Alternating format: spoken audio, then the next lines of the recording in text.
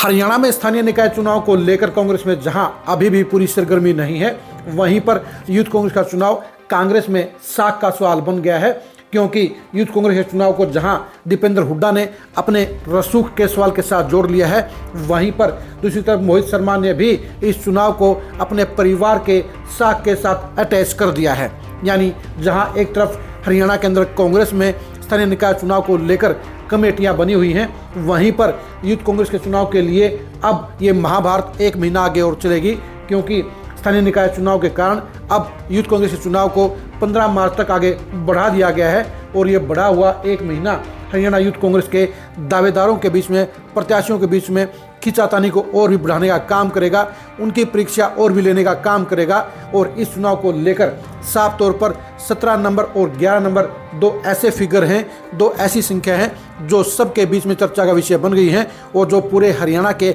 हर कांग्रेस की जुबान पर भी हैं। आखिर यूथ कांग्रेस के चुनाव में क्या चल रहा है और 17 नंबर और 11 नंबर के बीच की लड़ाई क्या है और दोनों आज की तारीख में कहां खड़े हैं, ये जानने के लिए आज की इस खरी खरी खबर को गौर से देखिए।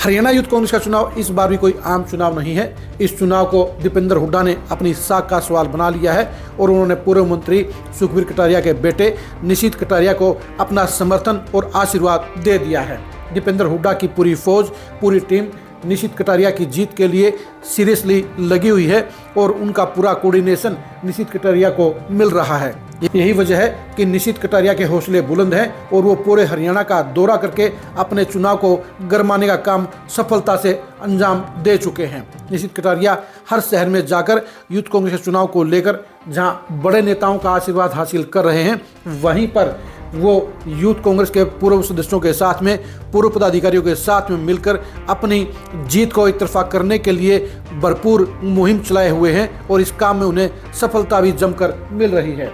निशित कटारिया को इस बात का फायदा है कि दीपेंद्र हुड्डा और भूपेंद्र हुड्डा से जुड़े हुए तमाम नेता और कार्यकर्ता उन्हें हर जगह समर्थन दे रहे हैं। हर जगह यूथ कांग्रेस की मेंबरशिप भी अब पहले ही गुना में 5 गुना ज़्यादा तेज हो गई है और अब हजारों की संख्या में अब नए मेंबर जुड़ चुके हैं और अब 15 मार्च तक का समय और मिलने के चलते निशित कटारिया एक तरफा चुनाव बनाने के लिए ज़्यादा से ज़्यादा मेंबरशिप बनाने के लिए भरपूर मेहनत भी कर रहे हैं। यानी निशित कटारिया इस बात को लेकर पूरी तरह से निश्चिंत होना चाहते हैं कि उन्हें पूरे हरियाणा में एक तरफा एक समान जन समर्थन मिले और वो दीपेंद्र हुड्डा की उम्मीदों पर खरा उतरें। यही वजह है कि वो सुबह से लेकर रात तक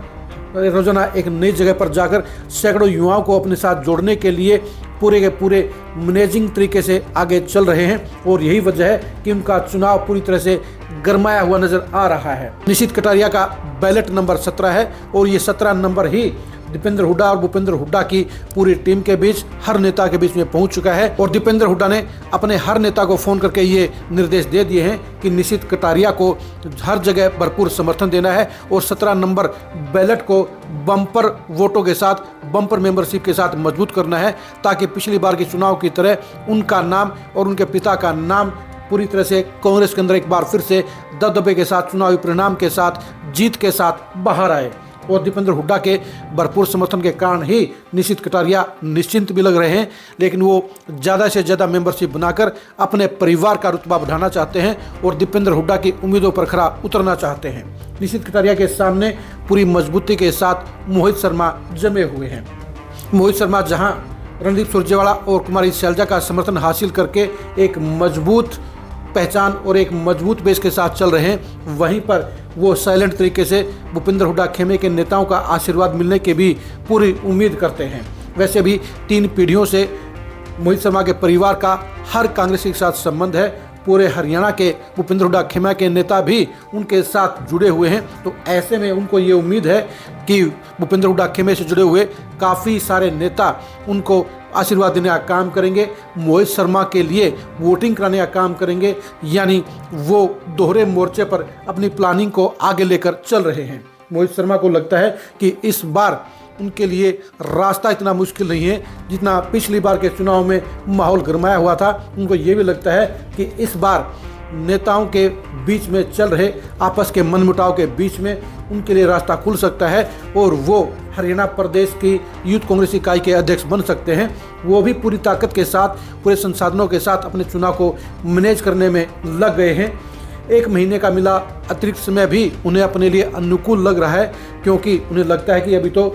स्थानीय निकाय के चुनाव में कांग्रेसी बिजी हो जाएंगे और इससे फारिग होने के बाद उनके लिए अपने चुनाव को ज़्यादा मजबूत करना, ज़्यादा गरमाना आसान हो जाएगा। और यही वजह है कि वो अपने पिता राजकुमार शर्मा के साथ मिलकर अपने चुनाव को स्टेप बाय स्टेप मजबूत करने का काम कर रहे हैं, आगे बढ़ाने का काम कर रहे हैं, बड़े नेताओं के साथ संपर्क करने, उनका आशीर्वाद लेने का काम कर रहे हैं और ज़मीनी लेवल पर अपनी चुनावी रणनीति को धार देने का, मजबूती देने का काम अंजाम दे रहे हैं। यानी दोनों खेमों की अपनी अपनी रणनीति है, अपने अपने पैमाने हैं, अपने अपने टारगेट हैं। जाहिर सी बात है कि यूथ कांग्रेस का चुनाव एक बार फिर से दीपेंद्र हुड्डा के लिए जहां साख का सवाल है, वहीं पर राजकुमार शर्मा भी अपने बेटे मोहित शर्मा को ये सबसे बड़ी यूथ कांग्रेस की पोस्ट दिलाने के लिए पूरी तरह से सीरियस हैं और वो पूरे संसाधनों के साथ इस चुनाव के साथ मैदान में डटे हुए हैं। यानी यूथ कांग्रेस का चुनाव हरियाणा की सियासत में एक नया अध्याय लिखने का काम करेगा। दोनों में से कोई भी